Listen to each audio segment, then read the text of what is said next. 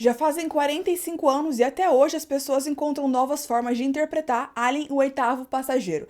Eu chamo isso de absolutamente icônico, e vocês? O lance mesmo, o que realmente pega, é que quando fizeram esse filme pra surfar na onda do sucesso de Star Wars, sabe? Todos os estúdios queriam um filme que se passasse no espaço. Eles fizeram tudo da maneira mais simples possível, até se o mais simples ainda fosse complicado. Qual a forma mais simples de fazer o vilão, um alienígena nada humano, parecer o mais real possível? Fazendo ele ser real, colocando uma pessoa usando um traje e andando pelo set de filmagens. Qual a maneira mais simples de mostrar um facehugger de perto e fazendo ele ser examinado sem parecer uma criatura de plástico? Não usando plástico, e sim órgãos de animais e ostras pra tudo parecer vivo. Como garantir uma reação autêntica do elenco à cena do chestbuster explodindo pra fora do peito do Kane? Bom, é só separar o elenco e não contar pra eles o que vai acontecer. Essa simplicidade em buscar soluções pros desafios da gravação se transmite em tela o tempo todo. Tudo ficou muito tangível, muito realista. A ambientação de Alien é uma das mais perfeitas do cinema todo. Dá pra gente se sentir dentro dos corredores apertados da Nostromo. Esse daqui é o segundo vídeo da série onde eu analiso os filmes de terror favoritos dos membros aqui do canal. Eu verdadeiramente acredito que todo filme de terror é bom pra alguém e que dá pra encontrar algo bom no filme se a gente realmente quiser. Então nada melhor pra provar isso do que aceitar o desafio de analisar os filmes favoritos dos membros. Alien, o oitavo passageiro, é o filme favorito do Elver, então esse vídeo aqui é dedicado a ele. Coincidentemente, também é o meu filme favorito da vida, então eu fiquei muito feliz com a oportunidade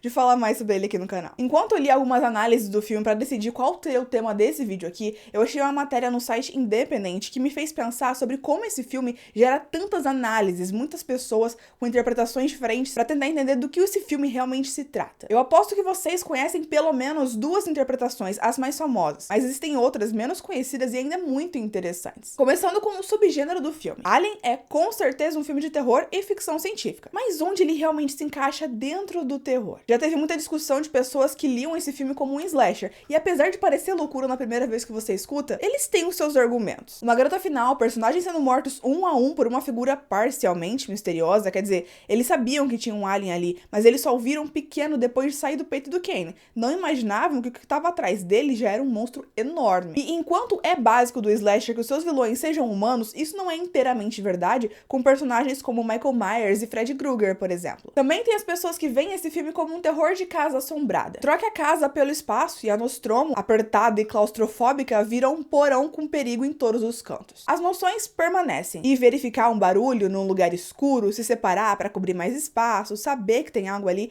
mas não saber exatamente o que é ou como é aqui nesse caso, também se encaixa. Mas quando o assunto é interpretar a história daquela equipe de caminhoneiros espaciais nada glamurosos, sem equipamento de ponta porque eles eram apenas funcionários de baixo escalão de uma empresa, aí sim que a gente tem um estoque de leituras diferentes e até inusitadas. Se já se interessou pelo que eu falei até agora, se inscreve aqui no canal porque a gente vai dissecar esse clássico maravilhoso e atemporal. E já deixa o seu like aqui no vídeo porque isso ajuda ele a chegar a mais fãs de Alien. Bora pra esse esquenta pro lançamento de Alien Romulus, que era o filme que eu tô mais ansiosa pra assistir esse ano todo. Na época em que o filme foi lançado, lá em 79, os críticos apontaram que ele poderia ter uma relação direta com o Vietnã, com os tripulantes formando uma guerrilha contra o inimigo invisível. Mas os anos se passaram e essa época e as suas guerras não estão mais tão vivos na memória das pessoas. Então essa leitura ficou pra trás. Uma das interpretações mais famosas do filme vem bem relacionado com a forma como eu descrevi a Nostromo e os seus tripulantes agorinha. Esse não é um filme sobre líderes heróicos, figuras históricas ou celebridades. É um filme que coloca a classe trabalhadora como protagonista. A leitura de que o filme na verdade tem o capitalismo como seu grande vilão é uma das mais famosas e uma das mais simples de ter ao assistir o filme. Pensa comigo, eles têm uma cena toda, a primeira cena do jantar depois deles acordarem, pra mostrar como eles são gente como a gente. Discutem pagamento pela missão, bônus, deixam claro que não recebem muito bem. Não são apaixonados pelo que fazem, eles não estão ali pra desbravar os mundos. É só um trabalho pra conseguir grana. Um trabalho que, fora eles estarem literalmente no espaço, é bem comum. Apertar botões, olhar pra telas, ler informações, consertar canos quebrados. E tá vendo tudo muito bem. Eles já tinham terminado o seu serviço e deveriam ir pra casa receber e aproveitar isso. Mas a empresa, uma corporação capitalista, os manda ir investigar algo que não tem absolutamente nada a ver com eles. Porque as letras miúdas dos contratos que tiveram que assinar os obrigam a fazer isso, ou eles não recebem nada pelo trabalho já feito. Ou seja, meses de suas vidas seriam desperdiçados. ainda mais, né? Nesse contexto, tudo que acontece quando eles vão receber o chamado é culpa da empresa que os obrigou a fazer isso sem considerar as suas limitações. Por ter colocado entre eles um androide disfarçado, queria assegurar que todos eles seguiriam as regras e queria colocar a empresa acima do bem-estar e da segurança de todos os trabalhadores. Essa é a leitura mais óbvia do filme porque ela tá em tela o tempo todo. Temos o Ash literalmente dizendo que o mais importante para a companhia é a descoberta científica de uma nova espécie e se toda a tripulação tiver que morrer para isso, por eles tudo bem. Então essa é a mais certeira quando o assunto é analisar Alien, o oitavo passageiro. Outra forma bem famosa de interpretar tudo que acontece no filme é como uma alegoria à violência sexual. Não se preocupe, eu não vou pesar demais o clima do vídeo, apesar de ser difícil com esse tema. Mas se esse tema for um gatilho pra você e quiser pular ele, tudo bem, eu vou deixar aqui na tela a minutagem certinha pra você pular pra próxima análise. É bem óbvio uma leitura sexual desse filme considerando já o seu vilão, que é duplamente fálico. A sua forma de matar as suas vítimas é por penetração e a sua reprodução é forçada. O facehugger planta o ovo do xenomorfo dentro da sua vítima totalmente por força bruta e depois essa vítima é forçada a dar vida a essa criatura quando ela explode pra fora do seu peito. O que torna esse filme ainda mais assustador pra todos os públicos é como essa violência é imposta em homens, subvertendo a expectativa de todo o subgênero do rape revenge. O nascimento do Alien é basicamente gravidez masculina, mas colocado de uma forma diferente, que, de qualquer forma, já cria um contexto repulsivo, considerando que Kane é um homem cis. Uma leitura baseada em gênero, dessa vez o das pessoas mesmo, também é bem possível, apesar de não totalmente respaldada. Eu explico. Ao escrever o roteiro, foi dada mais importância na ambientação e no vilão, no horror que eles queriam causar do que nos personagens humanos. Eles foram escritos da maneira mais neutra possível para que a equipe que faz a escalação dos atores tivesse a maior liberdade possível na hora de escolher. Todos os personagens do filme poderiam ser homens ou mulheres, mesmo que a Ripley tivesse sido escrita originalmente para ser um homem. Porque, no fim, não era isso que importava. Claro, na cabeça dos roteiristas, que eram homens. O que eu quero dizer com isso é que é fácil achar que o gênero não importa quando é o seu gênero que sempre tá sendo bem representado. De qualquer forma, ao fazer o teste com a Sigourney Weaver, eles gostaram muito dela e escalaram ela pro papel principal, o que foi uma surpresa, mas não era tão difícil de se encaixar. Mas isso são fatos dos bastidores que eu trouxe pra explicar como essa leitura é feita. Muitos analisam que a Ripley apresenta traços que naquela época eram dados a personagens masculinos. Ela não fica gritando e chorando com os horrores que vê, responde rapidamente ao perigo, não tem medo de dar voz às suas opiniões vez após vez, quando está na posição de liderança, não fraqueja e faz o que foi ensinada a fazer e o que acredita ser o melhor pra todos. Nessa leitura, a Ripley luta como um homem até quase o final do filme, mas isso não é o suficiente pra salvá-la, já que quando ela chega no pódio de emergência, o Alien também tá lá. Pra quem analisa o filme dessa forma, ao se despir naquela cena final, a Ripley está tirando os seus traços masculinos e abraçando a sua feminilidade. E só então que ela consegue vencer o xenomorfo e jogá-lo pra fora da nave. Uma coisa que também se encaixa nessa leitura é que ela era a única personagem que realmente poderia sobreviver, talvez até junto com a Lambert, porque tendo vivido a sua vida toda como uma mulher, ela está muito acostumada ao medo que vem da violência sexual, ao contrário dos homens, que geralmente não precisam viver com esse medo o tempo todo, então ficaram muito em choque quando o Alien apareceu. Ela, tendo passado a vida inteira com esse medo, consegue lidar muito mais rapidamente com aquela situação. Por muito tempo eu gostei dessa análise, mas hoje eu acho ela fraca e muito binária. Com o tempo e mais conhecimento, eu vejo ela como superficial demais. Só porque os comportamentos da Ripley lá em 1979 ainda eram considerados muito masculinos, não significa que ela também fosse. E dizer que ela abraça a feminilidade porque ela aparece de calcinha é francamente estúpido. Na verdade, essa cena onde um foco desnecessário é dado ao fato da Ripley estar usando pouquíssima roupa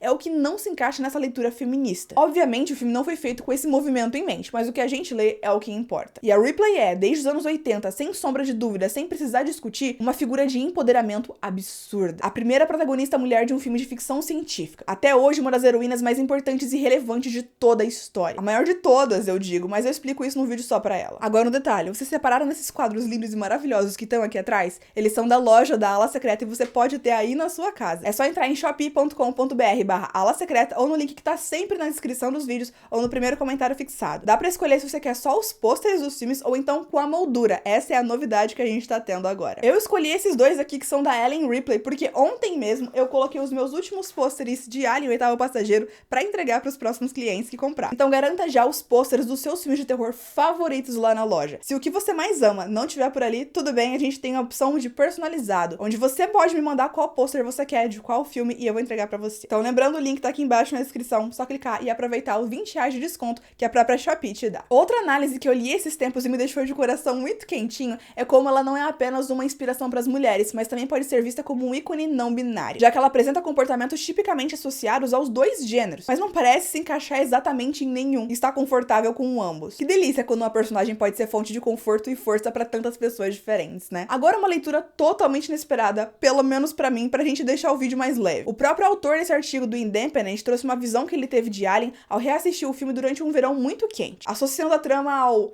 aquecimento global. E sabe o que é pior? É que até faz sentido. Nessa leitura, Nostromo é o planeta Terra, um refúgio flutuando para o universo hostil, no qual humanos, de forma imprudente, introduziram novas ameaças e perigos para toda a vida. Quando o meio ambiente é tão hostil, nem mesmo nos unir pode ser o suficiente. E se todos estão gritando, ninguém pode te ouvir gritar. Interessante, né? Mas talvez o ponto mais importante desse vídeo venha agora. Qual dessas leituras é a melhor? Qual delas é a certa? Agora, falando de toda a arte, não apenas desse filme especificamente, não existe essa de leitura certa ou errada, só existe a que você concorda e a que você discorda. A sua interpretação de um filme é tão importante quanto a interpretação do diretor. Sim, eu disse o que eu disse. Eu sou escritora e por muito tempo eu escrevi contos de terror, e eu sou completamente apaixonada por finais mais ambíguos ou até abertos, e durante algum tempo, quando eu divulgava as coisas que eu escrevia, a mensagem que eu mais recebia dos meus leitores era: o que acontece depois desse final? E eu sempre respondia da mesma forma: o que você acha que acontece? Então eu ouvia o que a pessoa achava que acontecia, mas ela vinha às vezes e insistia, porque eles queriam saber a verdade. Então eu dizia pra eles o mesmo que eu digo pra vocês aqui agora. A única verdade ou cânone de uma história é o que tá exatamente no texto ou que tá mostrando em tela. Absolutamente qualquer coisa fora disso é interpretação, e isso é variável e individual. Ah, mas o diretor disse que esse personagem morreu. Ele morreu em cena? Isso foi comentado? Teve algum momento que isso foi dado a entender naquele momento na cena? Não?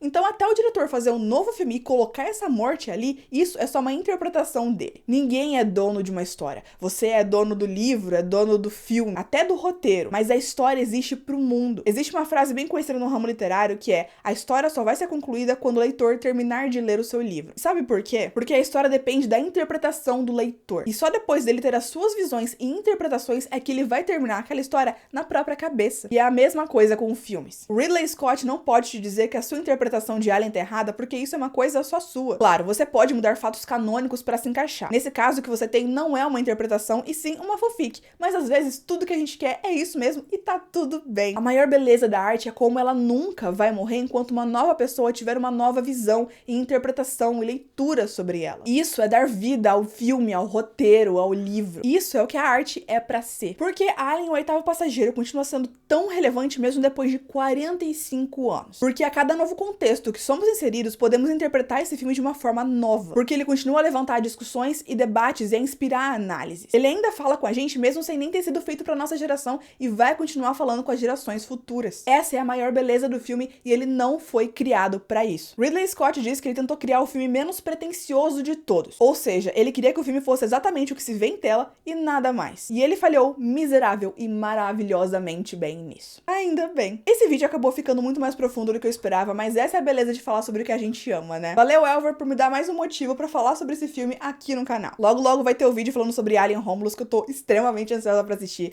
Vai ser minha primeira vez vendo um filme de Alien na telona. E eu já quero quebrar o meu recorde pessoal de ir mais vezes no cinema pra assistir um filme só, que no momento é 4 vezes pra Top Gun Maverick. O próximo vídeo que eu vou fazer analisando os filmes favoritos dos membros vai ser pra analisar a Rua do Medo 2 pro Enzo. E eu vou ter que quebrar muito a minha cabeça pra pensar num tema que eu já não tenha falado sobre essa trilogia. Mas eu vou conseguir. Enquanto isso, lembra de se inscrever aqui na Ala Secreta e curtir o vídeo se você gostou de tudo que a gente falou. Aqui na Ala Secreta eu te mostro o terror como você nunca viu, mas sempre quis ver e sempre de forma positiva. Porque falar mal de terror é fácil, falar bem é que é o lance. Eu vou deixar passando aqui na tela outro vídeo pra você continuar a sua jornada nesse gênero maravilhoso e o mais importante de todos. E eu te vejo lá.